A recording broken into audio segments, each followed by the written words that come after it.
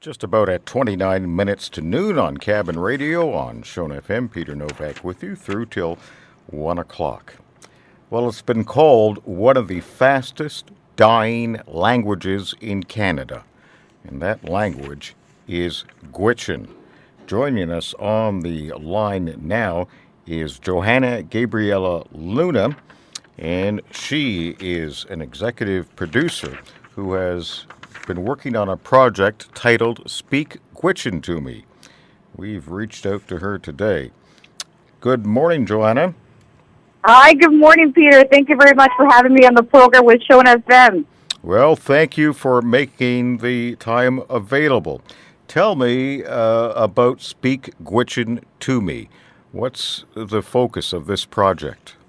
Well, the whole focus being a journalist, I really fell in love with the story. It's a central character based on JC Firth, and she started such an amazing social media campaign called #Speak Gwich'in To Me to revitalize the Gwitchin language, to bring and put the spotlight on revitalizing the Gwitchin language. And, you know, CBC's done pieces on her, CTV Your Morning with Ben Mulrooney's done pieces on her, What's Up Yukon, now you guys.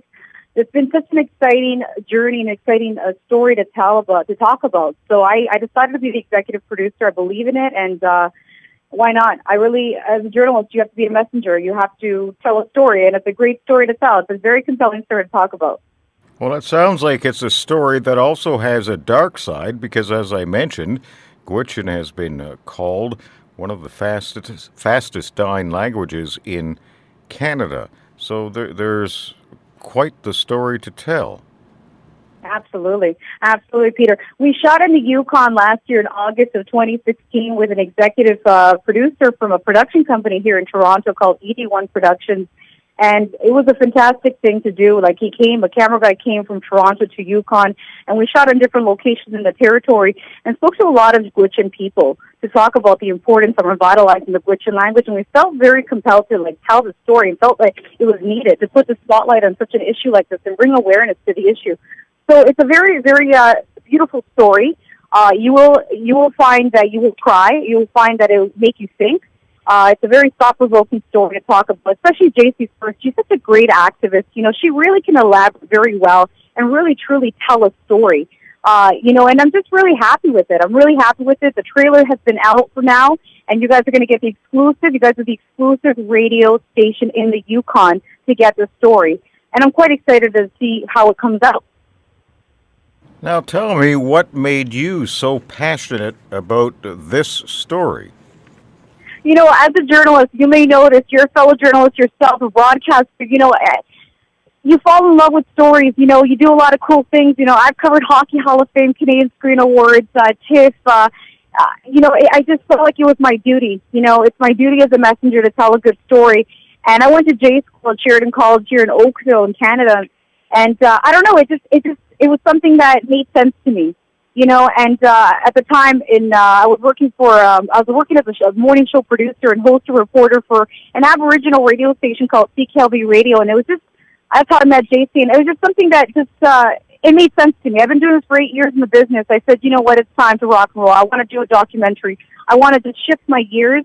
Instead of doing radio and TV, I wanted to shift it and get into a documentary because I'm a storyteller. You know, I'm a messenger. That's first and foremost. You know, I tell stories. And I like to bring them to life. So, and she had a great story to talk about. And what did you learn from this? I learned a lot. Let's just say that. You know, personally, it's a lot of there's a lot of personal growth in my professional career. You know, I wasn't just a radio host. I wasn't a DJ.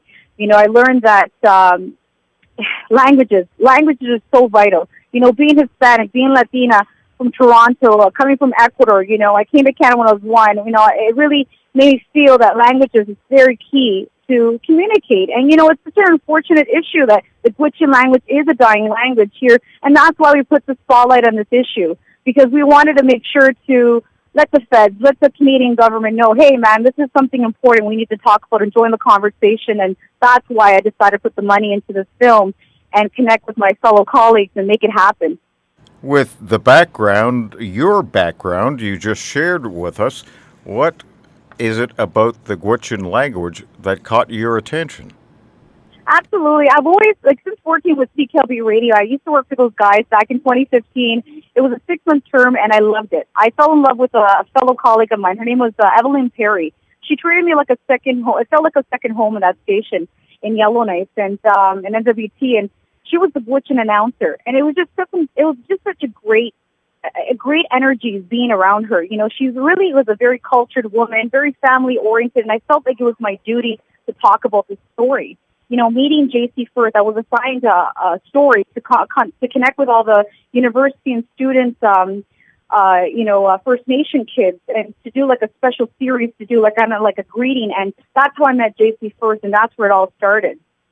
Well, this is certainly a start with your documentary, Speak Gwich'in To Me, but what else needs to be done from what you've seen? A lot. Yeah, you know what? Like, languages are key. You know, languages that are language. Like, for example, somebody were to say to me, Johanna, listen, your language is dying. Spanish language is dying. It'd be very, very sad. But you know what? We got to continue. We got to make sure there's a lot of, collaborations, joint conversations. Speak to the decision makers and make sure that you can't be dying. It's a very important issue to talk about. You know, First Nation languages are very important. And that's my key as a journalist, to talk about a story like this and to get it out there. You know, we are excited to see where this is going to go. We want to hit hot dogs in Toronto. We want to hit it to Sundance. We want to hit it to TIFF. You know, I've always been a woman of my word, and I walk the walk and talk the talk, and I love the story. So whenever I connect myself with something, I love it. I go full force on it. How can Yukoners connect with your production? Connect with us on social media by connecting with hashtag Speak Gwich'in To Me. Please send us your stories, send us your excitement, send us, rehash us, like retweet us, connect with us, connect with JC Firth. You know, JC is such a great activist. She's actually going back to NWT because school is done at the Yukon College. She's a very smart woman. She used to work also with CKLB, so connect with her. I know, even if you're not Gwitchin, even if you're Clecho or from, anywhere, Old Crow, anywhere across, the territory, connect with this woman. Definitely, she's got a lot of cool things to talk about. Well, Johanna, thank you for sharing this information with us and also your time. Oh, thank you very much, Peter. You have a wonderful day. You as well. Take care. Alrighty. Take care. Bye. Bye-bye. That was Johanna Gabriella Luna, Executive Director of the production Speak Gwich'in To Me. We reached out to Johanna today in Toronto.